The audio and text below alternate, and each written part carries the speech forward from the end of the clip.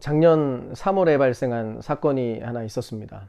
강원도의 어느 한 60대 목사가 자신과 사실혼 관계에 있는 여성을 여러 차례 폭행을 했었던 그런 사건인데요. 근데 그 폭행의 이유가 기가 막혔습니다. 당시 이 목사가 폭행을 했었던 장소가 여성이 부친상을 당하고 화장하는 자리였는데요. 그 여성이 그 화장터에서 너무 많이 울어서 왜 우냐고 폭행을 했던 거였습니다. 그러니까 하나님 믿는 사람이 어떻게 그렇게 많이 우느냐, 죽었다고 끝난 거냐, 이렇게 심하게 운다는 거는 믿음이 없다는 것이나 다름이 없다. 이런 맥락에서 이제 폭행까지 했던 겁니다. 물론 이 사건은 어처구니 없을 만큼 뭐 극단적인 내용이긴 한데, 알고 보면 감정을 대하는 이런 식의 태도가 기독교 전반에서 발견되는 것 같기도 합니다. 실제로 많은 성도님들이 감정을 완전히 통제해야 된다라는 그런 잘못된 생각을 갖고 계시기도 하고요. 또 서로에게 자기가 느꼈던 어떤 감정들을 드러내는 것 자체를 부끄럽게 생각하는 그런 경향도 있습니다.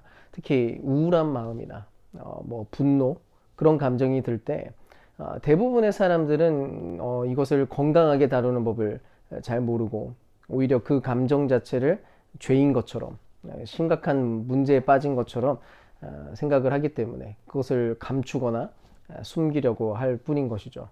그래서 대체로 이제 영성이 탁월하거나 신앙이 성숙한 사람들은 마치 극단적인 감정들로부터 완전히 자유로워진 사람들인 것 마냥 언제나 평정심을 유지할 수 있는 그런 감정 자체를 이렇게 이미 좀 초월하고 있는 듯한 그런 사람인 것처럼 착각을 하기도 합니다. 결국 신앙을 좀 더 좋게 보이기 위해서라도 너무 울어서도 안 되고 또 너무 과하게 즐거워해서도 안 되는 것처럼 그런 생각에 빠져 있는 것이죠.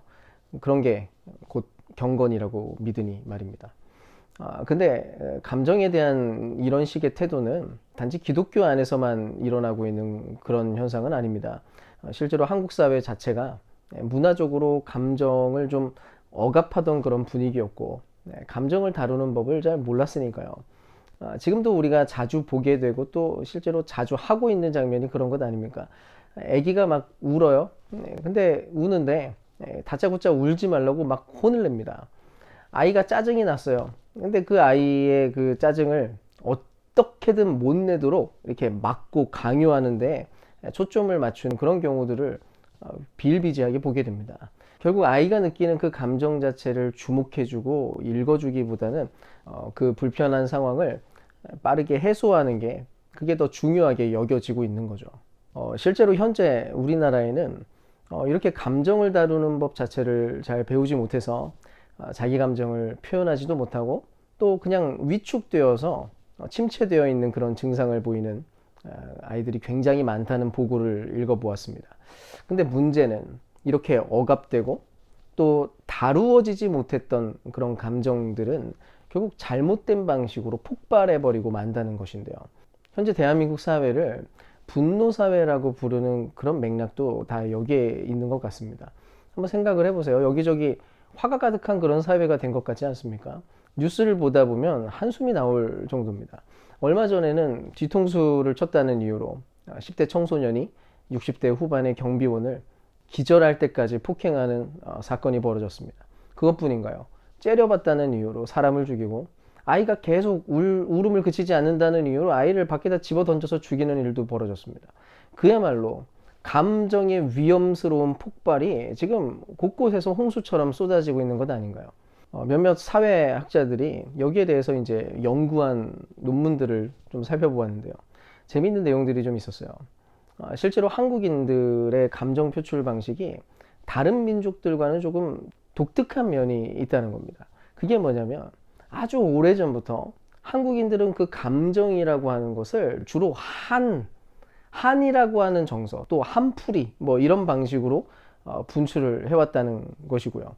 덕분에 한국인들이 느끼는 여러 다양한 감정들이 결국은 그 한풀이라고 하는 일종의 분노의 표출 방식으로 이렇게 귀결되고 만다는 것입니다. 학자들이 제시한 여러 가지 이제 자료들을 제가 읽어보고 살펴보면서 참 동의가 되더라고요.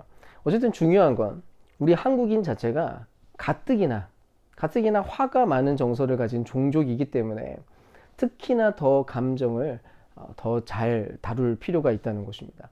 근데 또 반대로 아예 폭발하는 게 아니라 폭발을 못하고 극단적으로 억압의 형태로 이제 가게 되면 심각한 심리적 장애에 빠지게 되는데요.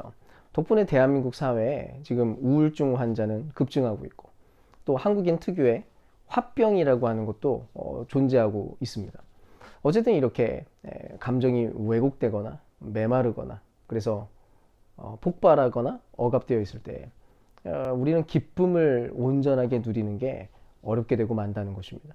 그러니까 무엇을 먹든지 무엇을 보든지 무엇을 경험하든지 그 감정이 왜곡되니까 그 안에서 정상적으로 작동할 수 없게 되어버리는 것이죠.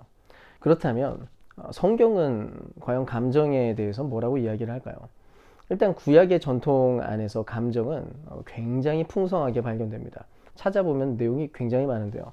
우리는 인간이 하나님의 형상으로 지어졌다는 것을 알고 있는데 실상 하나님 그분, 하나님 자신이 너무나 다양한 감정을 내비치고 있다는 것입니다. 먼저 하나님께서는 자기 자신의 솜씨로 이루어낸 자연의 그 아름다움에 대해서 마음껏 기뻐하셨는데요. 이 부분에 대해서는 우리가 지난주에 이미 좀 살펴보았으니까 굳이 더 찾아보거나 설명하진 않겠습니다. 근데 하나님은 단지 이런 긍정적인 감정, 이 기쁨의 감정만 표현하신 것이 아닙니다. 아니 오히려 이래도 되나 싶은 이런 것까지 이렇게 적나라하게 표현할 필요가 있나 하는 그런 감정까지도 하나님이 전부 다 표현하는 것을 우리가 보게 됩니다. 그 중에 가장 강렬한 게 아마 한탄과 후회라고 하는 그런 감정일 거예요. 창세기 6장 6절에서 타락한 인간을 보면서 하나님이 이렇게 얘기합니다. 땅 위에 사람 지으셨음을 후회하시며 마음 아파하셨다. 또 잘못을 저지른 사울 왕을 두고는 사무엘상 15장 11절에서 이렇게 얘기해요. 사울을 왕으로 세운 것이 후회된다. 그가 나에게서 등을 돌리고 나의 명령을 따르지 않는다. 생각을 해보면 하나님이 이렇게 연약한 모습을 보여도 되나 싶은 그런 생각이 들지 않습니까? 후회를 한다니 하나님이 지금 실수하신 건가? 하나님도 혹시 지금 이 상황에서 불행을 느끼시는가? 또 여러분 하나님이 질투하신다는 표현은 어때요? 그분은 질투하셔서 자신에게 경배하는 자들에게는 천대까지 은혜를 베푼다고 말하시고요. 우상 숭배에 빠진 자들에게는 3, 4대까지 징벌을 하겠다라고 그렇게 말씀하십니다.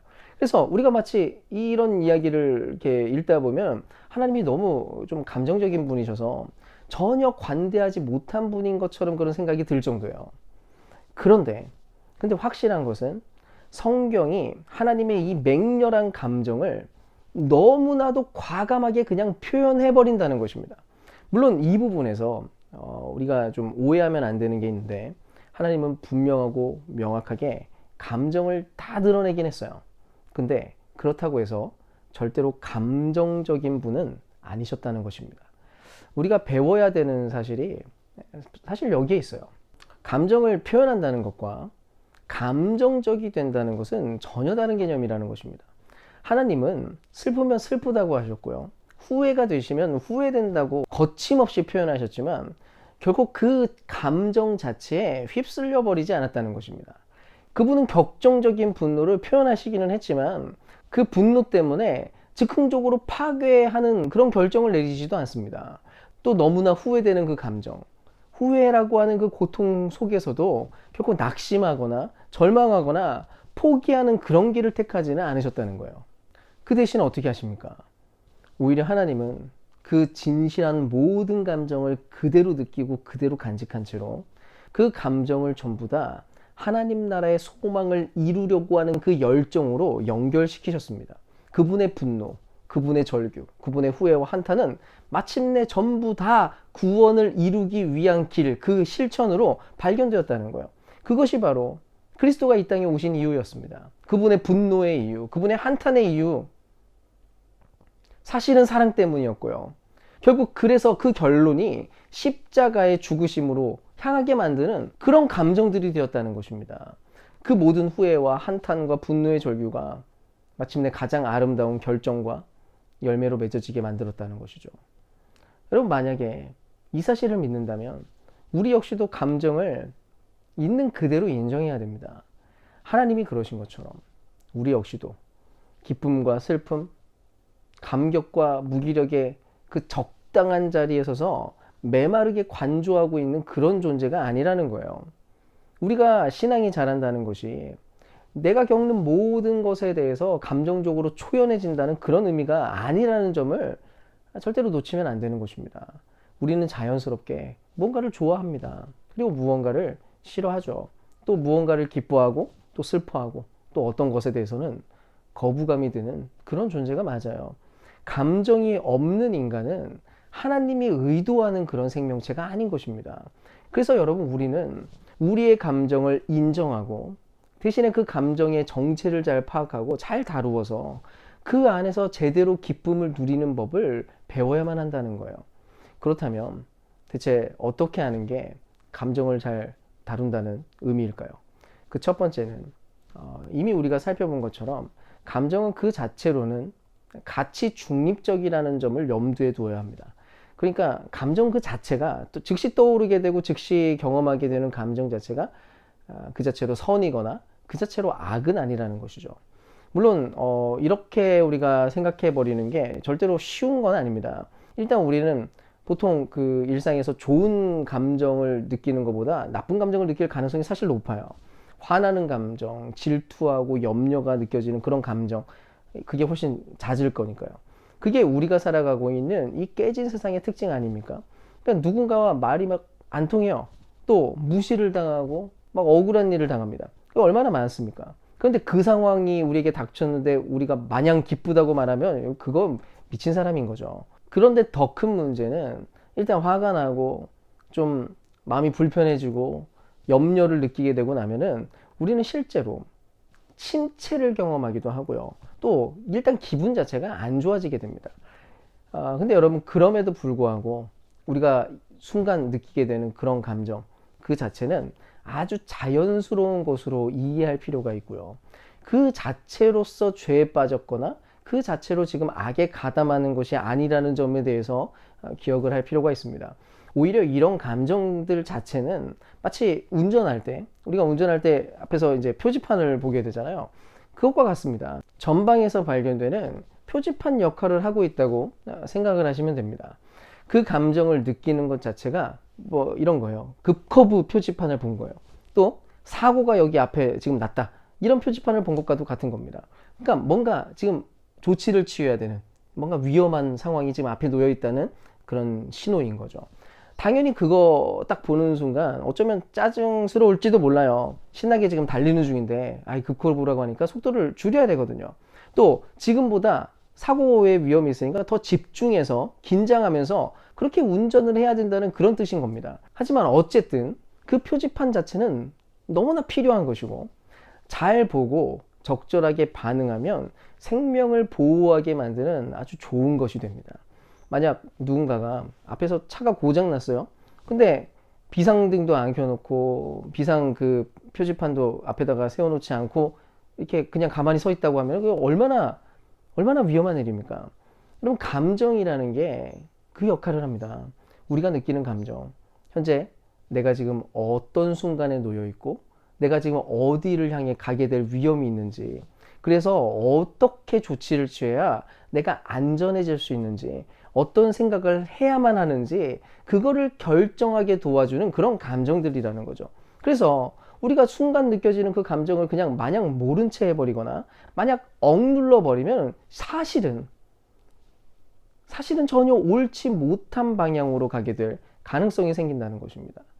그래서 우리가 두 번째로 생각할 것은 이제 그 느낀 감정에 어떤 가치를 부여할 것인가, 내가 느낀 그 감정, 거기에 대해서 이제 어떤 반응을 보일 것인가, 거기에 대한 문제입니다. 이 부분에서 우리가 하나님께 배워야 돼요. 이미 살펴본 것처럼 하나님의 거침없는 그 감정 표현들, 그 한탄과 후회, 또 질투와 분노의 감정들은 마침내 우리를 위한 구원, 그 구원을 위한 그리스도의 십자가로 귀결되었다는 것을 우리가 보았습니다. 그것과 마찬가지로 우리 한 인생, 우리들이 겪고 있는 그런 여러 고통스러운 절망 혹은 눈물, 분노의 모든 감정들이 오히려 진정한 복음을 받아들이게 만드는 그런 통로로 사용되기도 하고요. 이 땅에서 같은 일을 겪고 있는 사람들을 치유하는 삶을 살게 또 돕기도 합니다. 또 깨진 세상을 살다가 경험하는 그 분노의 감정 역시도 얼마든지 이 땅에 정의를 세우고 회복을 이루어내는 열정과 에너지로 그렇게 사용되는 일이 벌어질 수 있다는 것이죠. 그렇다면 과연 어떻게 이렇게 할 수 있을까요? 핵심은 여기에 있습니다. 이런 모든 감정들의 가치를 부여하는 것은 결국 내면에 있다는 점이에요. 혹시 우리의 내면이 메마르고 헛된 욕망에 지배되어 있으면 자연스럽게 감정은 나쁜 방식으로 사용될 수밖에 없습니다. 절망의 감정을 내가 느꼈어요. 근데 그 절망을 계속 곱씹으면서 더 큰 우울감으로 들어가게 만드는 겁니다. 분노도 마찬가지예요. 그 분한 마음 당연한 거예요. 자연스러울 수 있어요. 근데 그 분한 마음을 곱씹고 곱씹으면서 결국은 누군가를 해하거나 자신을 파멸시키는 그런 지점에 가게 만들기도 합니다. 심지어 기쁨, 환희 이런 좋은 감정마저도 오염된 내면이 가치를 부여하게 되면 실상 교만의 도구로 그게 사용되고 전락되기도 하는 거예요. 하지만 배에서부터 흐르는 생수로 촉촉하게 적신 감정이 될 수만 있다면, 만약 그 모든 감정들에 하나님 나라의 가치를 부여할 수 있는 그런 능력이 있기만 하다면 그 어떤 감정이라도 얼마든지 좋은 방향으로 사용될 가능성이 만들어진다는 것이죠. 이스라엘 안에서 불리워진 수많은 애가들을 여러분 한번 생각해 보세요. 에스겔 선지자, 예레미야 선지자 모두 자신들이 겪은 그 포로의 생활 속에서 그 슬픈 감정을 있는 그대로 적나라하게 표현하는 그 애가를 부르게 만듭니다. 포로기 시절에 쓰여졌던 시편 역시도 마찬가지예요. 결국 그 격렬한 모든 감정들을 있는 그대로 고백하고 그것을 공감하면서 결국은 감사와 찬양과 회복으로 나아갈 수 있었다는 거예요. 시편 30편 11절 말씀 다시 한번 읽어보겠습니다. 주님께서는 내 통곡을 기쁨의 춤으로 바꾸어 주셨습니다. 나에게서 슬픔의 상복을 벗기시고 기쁨의 나들이 옷을 갈아입히셨기에. 여러분, 우리도 마찬가지예요. 우리도 얼마든지 온갖 감정, 우리가 느끼는 그 진실한 감정들로부터 파생되는 기쁨을 누릴 수 있다는 것이죠. 그렇다면 구체적으로 어떻게 할까요? 첫 번째, 미션을 드립니다.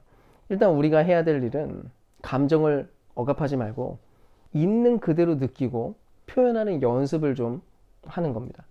그러니까 슬픈 감정이 생겼으면 슬픈 걸 슬프다라고 표현을 하고 우리 안에 있는 감정을 있는 그대로 읽어낼 줄 알아야 되는 거예요. 또 기쁜 일이 있으면 당연히 제대로 호탕하게 웃어버리는 것입니다. 또 분노의 감정도 마찬가지인데요. 다만 분노의 그 감정을 표현한다는 것과 그것을 분출하고 폭발시킨다는 것은 좀 구분될 필요가 있어요. 많은 사람들이 실제로 이 분노를 표현하기보다는 폭발시키는 데 익숙합니다. 그런데 분노를 폭발하고 나면은 본인 자체의 그 속 안에 있었던 스트레스는 좀 풀릴 수 있을지는 몰라도 실상 그 스트레스를 주변의 다른 사람들에게 전가시킨 것에 불과해요. 이거를 잘 구분을 못해서 자기 혼자 막 폭발 다 해놓고서는 뒤에 이럽니다. 나는 쿨해. 나는 그래도 뒤끝은 없어. 이런 사람이 있어요. 정말 어이없는 거 아닙니까? 자기가 감정 폭발해가지고 남에게 다 전가시켜놓고 뒤끝까지 있으면 그거 더 끔찍한 거죠. 어쨌든 그런 면에서 감정을 표현하는 세 가지 방식에 대해서 제안을 드리겠습니다. 일단은 스스로 느끼는 감정을 다른 누구에게가 아니라 먼저 자기 자신에게 표현하면서 내 안에 발생한 이 감정을 읽어주고 내 이 감정에 이름을 지어주는 것입니다. 저는 지금도 우리 집에서 애들이 막 싸우거나 막 짜증을 부리거나 막 너무 시끄러우면 사실 너무 화가 납니다. 마음이 막 뒤숭숭해지고 너무 힘들어요. 솔직히 가끔씩 저도 막 이렇게 터져버리기도 하는데 그래도 최선을 다해서 지금 노력하고 있습니다. 저 자신한테 이렇게 막 말을 걸어요. 종현아, 너 진짜 짜증 많이 났구나. 정말 미칠 노릇이지. 약간 그 유체이탈 화법으로 이렇게 속으로 말을 거는 거예요. 마찬가지로 이제 기뻐할 때도 비슷합니다. 야, 종현아, 너 이러이러해서 기쁘구나. 뭐 이 외에도 제 마음 안에 특히 오묘한 감정이 이 안에서 생겨날 때, 그럴 때 내 마음에 마음을 걸면서 이 감정이 뭔지에 대해서 제가 이름 짓기 위해서 좀 노력을 합니다. 여러분도 한번 좀 시도를 해보세요. 약간 이상한 사람 같은 느낌도 들겠지만 어차피 속으로 하는 거니까 자기만 압니다. 아무도 몰라요. 그래서 괜찮습니다. 일단 한번 실천을 해보시면 감정 그 자체의 정체를 파악하는 데 굉장히 큰 도움이 됩니다. 무엇보다도 너무 빠르게 내가 느끼는 감정 그 자체에 막 이렇게 빠져들어 버리거나 감정적이 되지 않도록, 그래서 안전한 거리에서 내 감정을 확인할 수 있도록 좀 도와줍니다. 즉, 감정의 힘에 압도되는 게 아니라 내 삶에 내가 그냥 여전히 머물면서 내 감정을 그대로 포용할 수 있는, 그렇게 도와주는 그런 일인 것이죠. 아무튼 그게 첫 번째고요. 그 다음에는 이제 하나님께 표현을 하면서 도움을 구하셔야 됩니다. 하나님, 너무 화가 납니다. 하나님, 나 지금 너무 짜증이 납니다. 이렇게 하는 거죠. 실제로 시편에서 굉장히 많은 부분에서 하나님 앞에 그렇게 기도하는 것을 보게 됩니다. 심지어 좀 더 세게 번역하면 다윗은 이렇게 얘기해요. 하나님, 저 원수들을 다 죽여버려 주세요. 이런 식이에요. 말 그대로 그 안에 있는 내면의 감정을 솔직하게 하나님 앞에 그냥 다 표현해 버립니다. 근데 시편의 기도를 보시면 마냥 그렇게 끝까지 결론 지어지진 않아요. 기도는 하나님께 말씀드린다는 것은 결국 내 감정을 그대로 관철시키는 게 아니라 그분과 마음을 통하는 것이기 때문에 끝에는 이렇게 고백합니다. 그럼에도 나에게 구원을 주시는 하나님을 나는 찬양합니다. 이런 식으로 마무리가 돼요. 실제로 우리가 하나님께 감정을 표현할 때 우리에게도 그런 은혜가 임하게 됩니다. 내면에 흐르는 생수가 있다고 했어요. 우리는 그런 사람들입니다. 그래서 이것이 작동을 하다 보니까 나도 모르는 사이에 그분께 그냥 말을 걸었을 뿐인데 나도 모르는 사이에 새로운 관점으로 또 진실한 내 진심으로 이 감정의 맥락을 전혀 다르게 해석해서 내가 말하고 있는 것을 보게 됩니다. 하나님은 여러분 우리의 감정을 무시하거나 우리의 감정 그 자체를 그 자체로 옳다 나쁘다 판단하지 않는 분입니다. 그래서 거침없이 우리가 감정을 표현할 수 있어요. 그럴 때 우리가 거짓 없는 진정한 영성을 누리게 됩니다. 그리고 이제 마지막으로 이제 하나님 안에서 다루어진 그 감정, 잘 정리된 그 감정, 온갖 감정들로부터 길어 올린 감사와 기쁨과 찬양들을 이제는 다른 사람들에게 표현을 하는 것입니다. 그것을 웃음으로 표현하든지 노래와 글로 표현하든지 어떤 방식으로든 내가 감정으로부터 길러오른 그 기쁨을 다른 사람에게 표현하면서 극대화시켜보는 것입니다. 여러분, 우리는 어쩌면 그동안 감정을 잘 표현하지도 못하고 읽어내지도 못한 채 그렇게 살아왔는지도 모릅니다. 하지만 그런 수준에서는 기쁨의 감정조차도 왜곡된 자리에 있을 수밖에 없습니다. 부디 우리가 함께 이 말씀 앞에서 우리가 해야 될 미션들을 수행해 나가면서 감정을 있는 모습 그대로 바르게 대하고 그 모든 감정들로부터 마침내 참 기쁨, 하나님 나라의 열정과 에너지를 길러 올려낼 수 있는 그런 저와 여러분 될 수 있기를 주님의 이름으로 축원드립니다.